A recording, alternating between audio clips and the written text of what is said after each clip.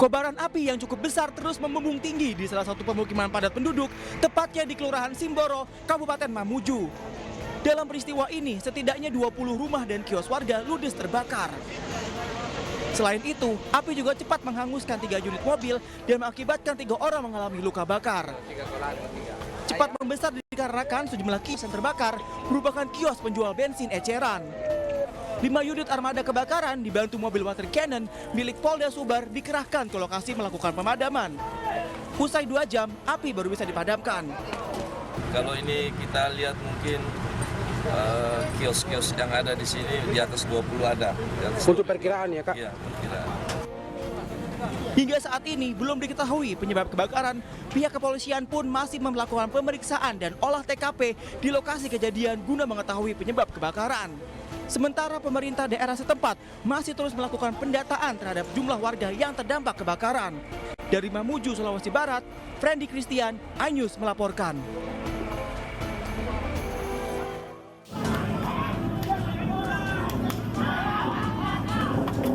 Sebuah truk bermuatan tanah yang terguling di Jalan Raya Cikupa, Kabupaten Tangerang, Banten ini menjadi sasaran amukan warga. Warga kesal lantaran sopir truk berusaha kabur usai menabrak pengendara motor dan 2 sepeda motor yang tengah terparkir di warung pinggir jalan. Tidak hanya truk, seorang sopir pun juga nyaris jadi bulan-bulanan warga. Warga menyebut truk bermuatan tanah ini melaju ugal-ugalan dari kawasan Balaraja menuju kawasan Cikupa, Kabupaten Tangerang, Banten. Truk yang oleng kemudian menyerempet warung nasi dan menabrak 2 sepeda motor yang diparkir di pinggir jalan.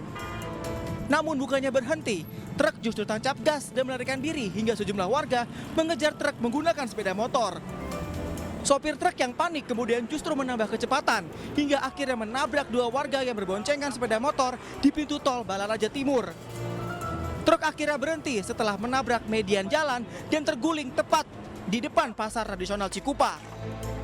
Kalau korban sepeda motor 2 orang, cuma luka-luka aja. Kalau yang motor yang di warung 2 motor itu nggak ada korban. Jadi melajunya kencang atau gimana Pak waktu itu? Mobil agak kencang katanya Pak. Kencang ya? Kencang, apalagi setelah nabrak warung dia memang posisi kabur. Sopir truk selamat dari amukan warga setelah dievakuasi ke Polsek Cikupa. Kini sopir truk dalam pemeriksaan Satlantas Polresta Tangerang. Dari Kabupaten Tangerang, Banten, Aimarani, iNews melaporkan.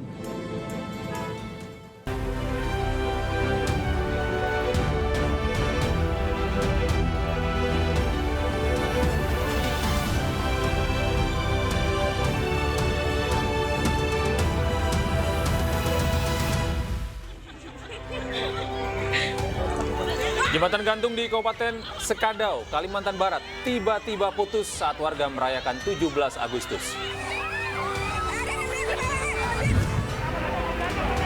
3 orang tewas dalam kebakaran di sebuah hotel di Melawai, Jakarta Selatan.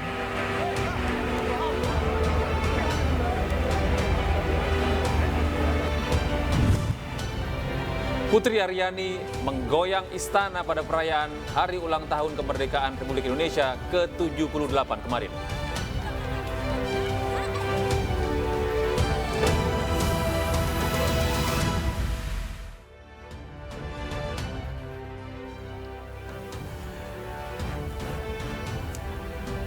Halo, selamat siang pemirsa. Apa kabar Anda hari ini? Senang sekali saya Gede Satria dan rekan saya Bernadetta Ginting kembali hadir menemani Anda pemirsa dalam iNews Siang hari ini. Selain 3 berita utama tadi, seperti biasa iNews Siang juga akan menyuguhkan beragam informasi menarik lainnya. iNews Siang hari ini kami awali dari kasus pencurian motor pemirsa. 5 remaja tanggung di Nunukan, Kalimantan Utara ditangkap polisi.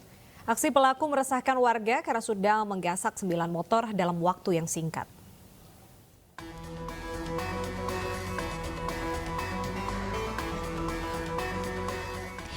Inilah 9 unit sepeda motor berbagai merek hasil kejahatan yang dilakukan 5 orang bocah yang rata-rata masih berusia 16 tahun hingga 17 tahun.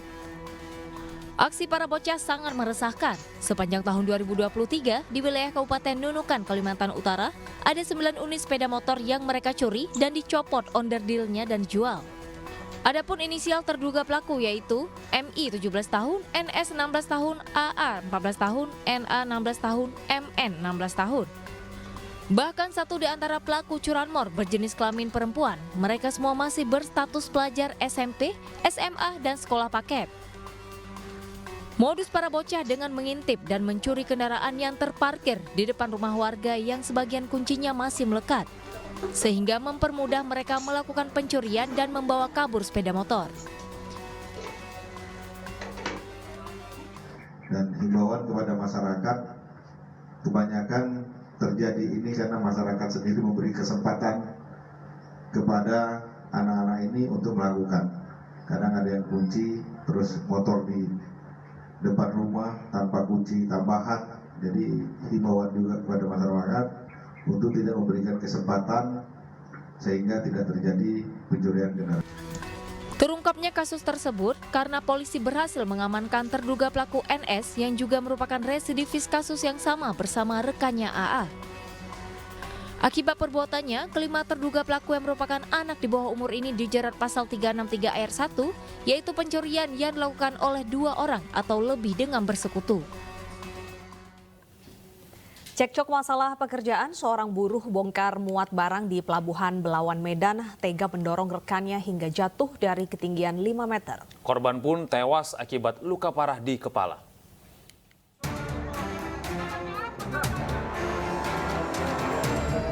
Risman Sarumaha, 38 tahun, seorang buruh bongkar muat barang di Pelabuhan Ujung Baru Belawan, Kota Medan, tergeletak tak berdaya usai jatuh dari ketinggian 5 meter.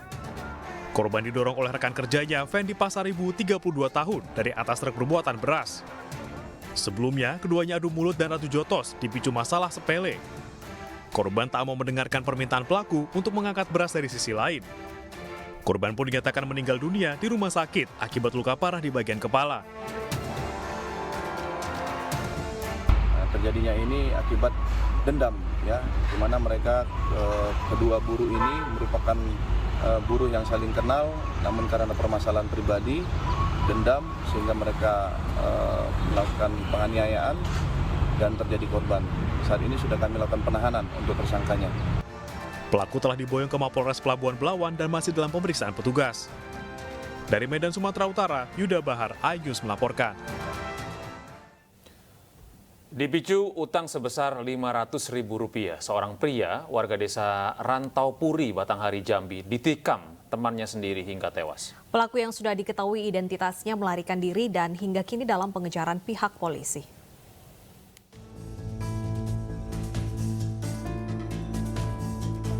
Karena hutang, pria bernama M. Nur, 30 tahun, warga desa Rantau Puri, Kecamatan Muara Bulian, Kabupaten Batanghari, Jambi, dianiaya oleh pelaku yang terduga kakak beradik dengan senjata tajam hingga tewas. Pelaku yang saat ini sudah diketahui identitasnya melarikan diri, bahkan pelaku juga bekerja di desa setempat. Peristiwa penikaman terjadi tidak jauh dari rumah korban, bahkan korban sempat melakukan perlawanan. Namun kedua pelaku langsung menyerang korban dengan senjata tajam di bagian dada korban sebanyak 2 kali dan 1 kali di bagian punggung. Korban ditemukan warga tergeletak di dekat masjid yang tidak jauh dari rumah korban dan dilarikan ke rumah sakit. Namun nyawa korban tidak tertolong lagi karena luka penganiayaan. Sementara itu, Kasat Reskrim Polres Batanghari AKP Pit Yardi menegaskan kepada terduga pelaku agar secepatnya menyerahkan diri dan mempertanggungjawabkan perbuatannya. Kita akan tangkap pelakunya. Dan pelakunya dari informasi yang menyelamatkan korban itu kan ada 2 orang, si Okta dengan si Dores, ya, pelakunya. Ya. Ini permasalahannya terkait dengan utang piutang. Saya minta sama pelakunya, ya, untuk menyerahkan diri secara baik-baik. Ya.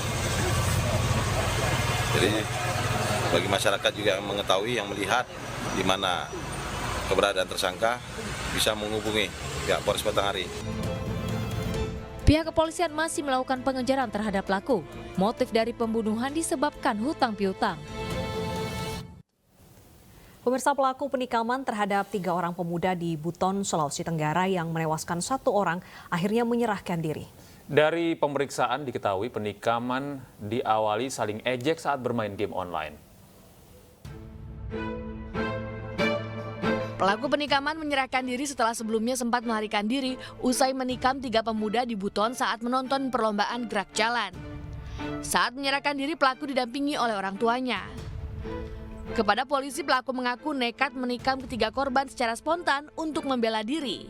Di mana menurut pelaku, dirinya dan korban sebelumnya sempat saling ejek saat bermain game online. Pelaku mengaku dianiaya korban yang membuat pelaku dendam kepada korban. Pelaku yang gelap mata pun menghampiri para korban yang tengah menonton lomba gerak lari dan langsung menikam korban. Akibat peristiwa ini, 1 dari 3 korban meninggal dunia usai ditikam. Itu adalah terkait dengan game online, yang mana pelaku dan korban, teman-teman korban itu mengeluarkan kata-kata makian di game online pada saat pelaksanaan kerja, pada saat permainan game online. Yang mana setelah itu terjadi penganiayaan atau pemukulan antara mereka. Di bulan terjadinya kejadian penikaman kemarin itu sebenarnya tidak ada unsur perencanaan. Pelaku dalam hal ini merasa harus jaga diri karena ada kejadian sebelumnya, sehingga dia menyiapkan body untuk jaga diri. Meski masih di bawah umur, pelaku tetap ditahan di Polres Buton untuk proses hukum lebih lanjut. Pelaku juga terancam sanksi pidana 12 tahun penjara. Dari Kabupaten Buton, Sulawesi Tenggara, Andi Eba, iNews melaporkan. Penumpang kapal Pelni KM Tilong Kabila dihebohkan dengan penemuan jasad bayi perempuan di plafon kamar mandi dek 3 kapal. Jasad bayi langsung dievakuasi tim Inafis Satreskrim Polres Bitung saat kapal bersandar di Pelabuhan Samudra Bitung. Penumpang kapal KM Tilong Kabila digegerkan dengan penemuan jasad bayi perempuan di kamar mandi dek 3. Peristiwa terjadi saat kapal motor bersandar di dermaga Pelabuhan Samudra Bitung, Sulawesi Utara. Peristiwa bermula saat petugas kapal mendapat laporan bahwa ada aroma bau tak sedap yang tercium dari kamar mandi wanita. Tim Inafis Satreskrim Polres Bitung langsung melakukan olah TKP di kapal dan mengevakuasi jasad bayi ke Rumah Sakit Manembo-Nembo Bitung. Ya, saat ini untuk jenazah sementara dievakuasi dan rencana akan dilakukan pemeriksaan lebih lanjut di Rumah Sakit Manembo-Nembo. Polres Bitung masih menunggu hasil penyebab kematian serta mencari orang tua sang bayi. Dari Bitung, Sulawesi Utara, Francine Darunggo, iNews melaporkan. Dikira maling, seorang pria di pesisir selatan Sumatera Barat diamuk massa saat bersembunyi di kolong tempat tidur rumah seorang janda. Pria beristri tersebut bersembunyi karena menjalani hubungan terlarang dengan ibu korban.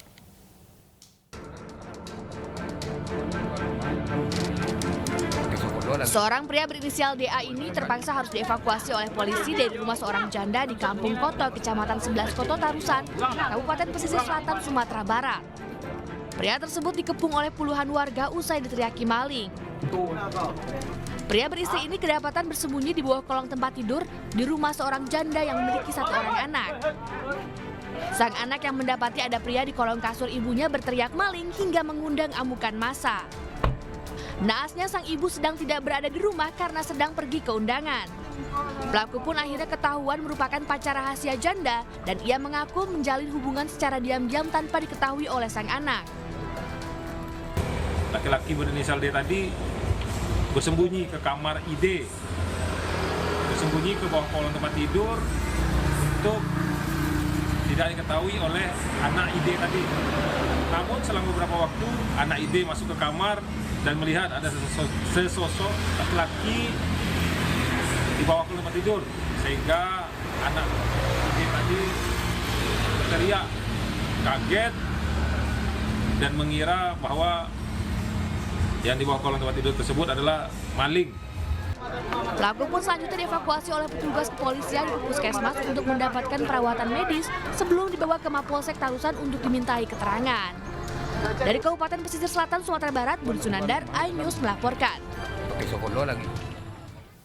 Tawuran antar remaja di Mandailing Natal, Sumatera Utara terjadi usai acara Karnaval Budaya 17 Agustus. Diduga tawuran ini dipicu karena kesalahpahaman.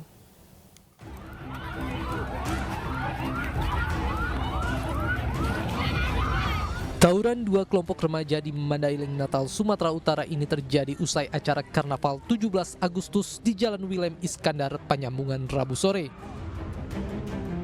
Dua kelompok remaja yang terlibat tawuran saling serang dengan lemparan batu dan menggunakan kayu di antara kerumunan warga yang hendak pulang usai menonton karnaval. Dalam tawuran tersebut, sejumlah remaja menjadi korban pengeroyokan oleh kelompok remaja lain hingga terluka dan dibawa ke rumah sakit. Bahkan seorang ibu pedagang minuman histeris akibat tawuran terjadi tepat di depan gerobak dagangannya. Pihak kepolisian yang datang ke lokasi langsung membubarkan kerumunan remaja untuk meredam aksi tawuran yang lebih besar. Belum diketahui pasti pemicu tawuran, namun diduga terjadi karena kesalahpahaman. Informasi saat karnaval udah di penghujung acara lah. Berapa dari tawuran tadi? Data yang masuk ke kita, informasi 2 orang dan sudah mendapat perawatan di Rumah Sakit Umum Penyambungan. Polisi kini masih melakukan upaya mediasi antara kedua belah pihak yang terlibat tawuran agar tak muncul dendam di kemudian hari. Dari Mandailing Natal, Sumatera Utara, Ahmad Hussein Lubis, iNews melaporkan. Iya, pesta kemerdekaan yang harusnya dirayakan dengan semangat persatuan dan kebersamaan ini ternyata di tempat lain justru dinodai dengan aksi tawuran. Ini kan tidak sesuai dengan makna dari hari kemerdekaan itu ya. Padahal generasi muda ini harusnya menjadi generasi penerus yang bisa terus bijaksana dan dewasa dalam bertutur dan berbuat. Dan semoga ini tidak terulang lagi dan kita harapkan momen kemerdekaan ini menjadi titik balik untuk kita dan negara ini menjadi lebih maju lagi, Gede. Dan menjaga persatuan tentunya. Dan pemirsa, kita beralih ke informasi berikutnya. Di Jembrana, seorang warga diamankan polisi karena melakukan pungutan liar bermodus kegiatan 17 Agustusan. Pelaku mencatut nama salah satu organisasi kepemudaan dan memungut sumbangan untuk keperluan pribadi.